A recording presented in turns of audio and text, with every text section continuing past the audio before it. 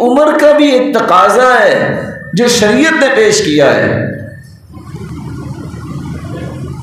بکری اور بکرا جب تک 2 دانتوں والا نہیں ہو جاتا اس کو ذبح نہیں کر سکتے آپ، قربانی کے لیے ویسے تو کر ہی سکتے، تو کہ اللہ کی سنت منع کر دی ہے۔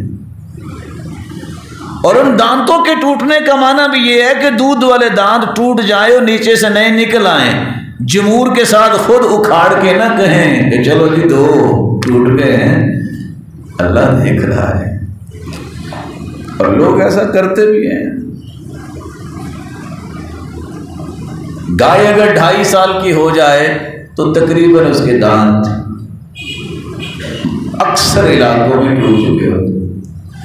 5 سال کا اونٹ ہو جائے تو اس کے دانت بھی اس طرح گر جاتے ہیں، اکثر علاقوں کا یہ رواج ہے۔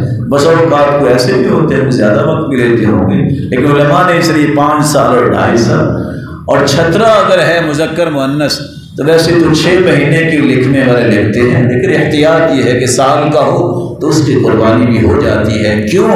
حدیث ہے صحیح مسلم کی، لا تذبحوا الا مسنًا، صرف 2 دانتوں والا جانور جو ہے جس کو دھوندا کہتے ہیں وہ ذبح کرو، الا ان یعثر علیکم، اگر مشقت آئے ڈھونڈنے میں اتنے جانور کیسے ملے ایسے، فتذبحوا جزعة من الضأن، پھر بھیڑ یا مذکر چھترا وہ جزا بھی کر سکتے ہیں۔ جزا 6 مہینے کے جانور کو بھی کہتے ہیں اور سال کے جانور کو بھی کہتے ہیں۔ پھر دوسری مرتبہ اللہ کے رسول نے ایک اور بات کروا دی، اعلان ہی کروا دیا، ان الجزع یوفی مما یوفی منہ الزنی، جس طرح دھوندا جائز ہے اس طرح چھترا یا بھیڑ جو ہے اگر جزا ہو تو بغیر مشقت کے بھی وہ جائز ہے۔